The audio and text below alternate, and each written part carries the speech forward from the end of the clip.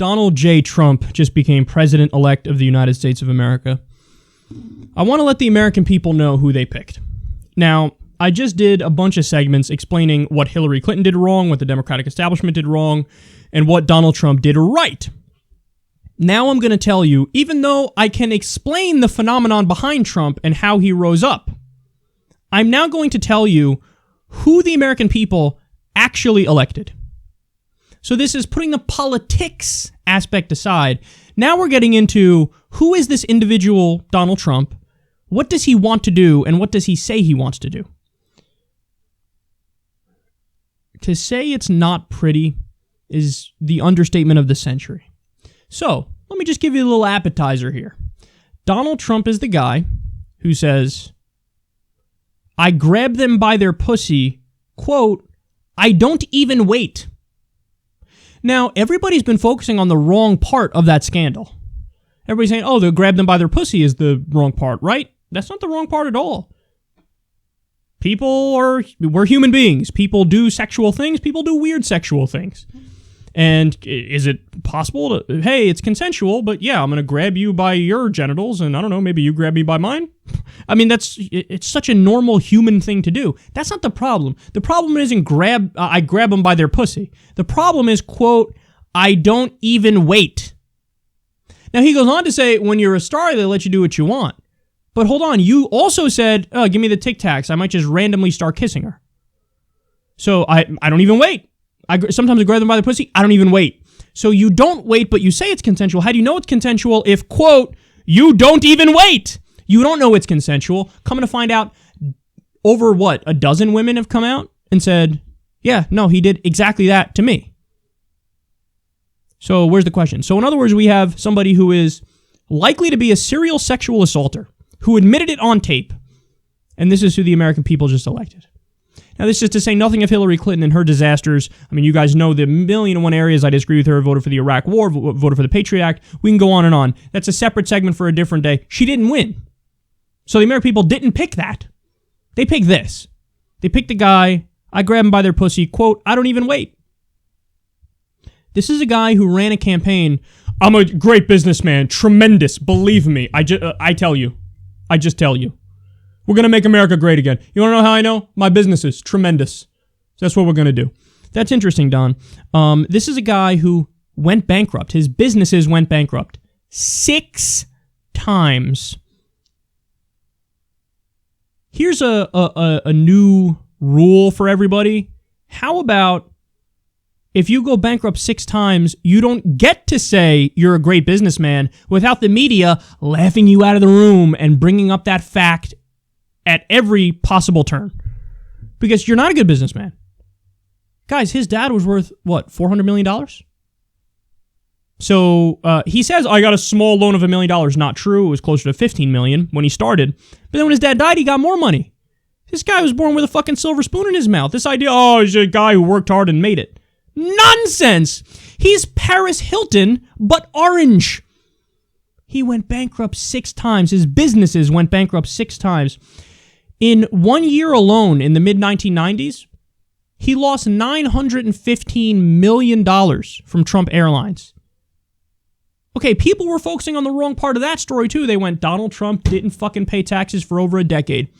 No, that's not the angle of the story that makes sense. Because, yeah, you know what? You shouldn't pay taxes for over a decade if you lost $915 million in a single year. Because you don't have enough money to pay taxes. You're beyond broke. That's the story. The story is he's apparently the worst businessman on the fucking planet. He managed to lose nearly $1 billion. Now, again, would I bring this up if he didn't run on his business record? No, but he did run on his business record, and it's a disaster.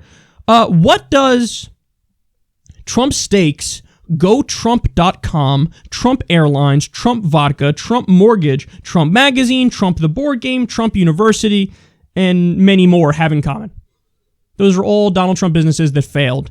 The guy made a fucking mortgage company the year before the bubble burst and we had the subprime mortgage crisis and the Great Recession. Right before there was a mortgage crisis, this idiot said, that's the business I got to get into because I'm going to make a lot of money in that business. The exact opposite was true. It all went away. He's like, all right, let's pretend like that didn't happen. He ran a fraud university that is a proven fraud. There are people who he hired to work for him for the university who had gone to prison because they were con artists. He did classic upselling, a classic scam. Oh, thank you for paying the however much it was to get in the door, but now I just got to let you know. I tell you, believe me, you gotta give me a couple thousand more, and then I give you the real secrets. Scam 101, so obvious, such a clear fraud. Okay, this is a guy who bragged about bringing back torture. He repeated it on the campaign trail over and over. We're going to torture. Yeah, I want to bring back torture. I'm going to torture, quote, even if it doesn't work. That's a level of savagery that even goes above and beyond Cheney. Because Cheney's argument the whole time was, hey, I'm going to call it enhanced interrogation. So putting a veneer of civility over it, even though it's torture. And his argument was always, well, look, I think we should just do it in the ticking time bomb scenario. Trump is like, bitch, I'm going to torture even if it doesn't work. I'm just going to torture to torture because I like torturing. Oh, so then you're like a terrorist. You want to do violence for political reasons. So it's not even about, oh my God, last-ditch effort to save humanity. No. I just want to torture. Well, guess what? We know from what happened at Guantanamo Bay, at least 20% of the people we tortured totally innocent. A lot of the people at Guantanamo Bay were just shipped over from Afghanistan and Pakistan warlords because the Bush administration cut a deal with them. President Trump doesn't know who the fuck he's getting. He doesn't know if he's actually got Al-Qaeda and ISIS. He just wants to torture. Are you Muslim? Are you brown? Good enough. I'm going to fucking torture. We have a president who admits torture's the way we go now. There is no rule of law. He says, I want to pull out of the Geneva Conventions. Do you understand the precedent that sets? Because even as disastrous as the neocons were, and they were disastrous, and they did all these things to be clear, but they were smart enough to put the veneer of civilization over it so there's plausible deniability. Us? Torture? We don't torture. What do you mean? No. This is enhanced interrogation. So obviously torture's still wrong and it's still against the rule of law for a reason. What do you think the world does if President Trump comes out there and goes, yeah, no, I torture. That's what I do. Duh. So is Iran going to not torture? Are any other nations going to not torture? Everybody's going to torture now. We've regressed to pre-Magna Carta days. He says he wants to ban all Muslims from coming to the country. 1.6 billion people. Whether or not he could do it is a separate issue. This is what he believes. This is what he says. And even if you say, well, later on he flip-flopped a little bit, not really, but a little bit. He went back and forth a bunch of times and he changed it. I don't know, just the nations that have Muslims. I don't know what I'm saying. So he would just flip-flop like crazy. But even if that's the case, do you trust the intellect of somebody who is smart enough to say that in the first place? There are people who are legit anti-Muslim bigots who aren't dumb enough to say, ban 1.6 billion Muslims from coming to the country. You want to know why? Because that's stupid.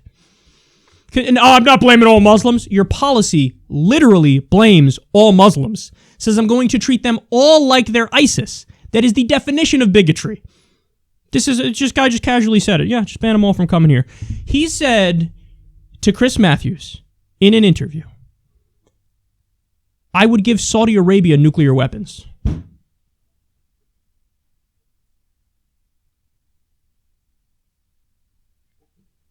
What have we done? He wants more nuclear weapons in the world. He said, yeah, Saudi Arabia, they can have nukes. What? He said about, and this is the biggest one to me, man. This is the biggest one. And in fact, I'm going to save the biggest one for the end. But I'll give you more anyway. Bush tax cuts 2.0. Can't wait to do them. That tanked our economy. Every time we did massive tax cuts for the rich and deregulation, both things he wants to do, the economy crashed. He wants to abolish the EPA and the FDA. Insane ideas, makes us more polluted, pushes us further down the course of climate change and the path of climate change, past the point of no return. Rip up the Paris Agreement, same thing. Repeal Obamacare, millions more people uninsured. Quote, lower wages, let's lower wages. This is who you elected. And the biggest one to me, because it shows you he hasn't done the most basic moral analysis in his entire life. Over 70 fucking years on the planet. He's the oldest president ever elected, by the way. Older than Reagan was when he was elected. But He hasn't done the most basic moral analysis. He said on Fox News, talking about ISIS, he said, with the terrorists, quote, you have to take out their families. You have to take out their families. The other thing is with the terrorists, you have to take out their families. When you get these terrorists, you have to take out their families. They care about their lives, don't kid yourself. But they say they don't care about their lives. You have to take out their families. You're advocating murdering civilians on purpose for a political reason. That is the textbook definition of terrorism. There's no counter-argument to that. That's just what it is. Now, again, you can say, oh, Hillary Clinton, she voted for the Iraq War. Hundreds of thousands of civilians died. And I do. I say that all the time, which is why I despise her with a burning passion. There is a fundamental difference, though, between going into the president's office and saying, Mr. President, we did a drone strike. 7 civilians are now dead. And the president going, oh, we got to do better. What are you doing? Where did we fuck up? You got to do better. There's a difference between that president and you go into the office and say, Mr. President, we fucked up. There's a drone strike. 7 civilians are killed. And he goes, what's the problem? That's the point. Do that more. Quote, we have to take out their families. How will history judge a nation that elected somebody who admitted, I am going to do terrorism?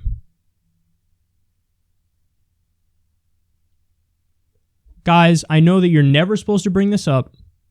And I know that, oh my God, it's the most insane. You're going nuclear. Godwin's law. I can't believe you would bring that up. It's wrong by definition, except it's not when it's an apt analogy. But it is true. Even the worst fascists on the planet, like you-know-who from Germany and like you-know-who from Italy, even the worst fascists on the planet, when they were rising to power, they didn't say, hey, I would like to massacre all the Jews and shove them into gas chambers. I'd like to slaughter millions of people and do a genocide. They didn't say that because the people would have went, that's nice, step aside. Here we have a guy who's saying it up front. He's not even hiding it. We have to take out their families. And we voted for him.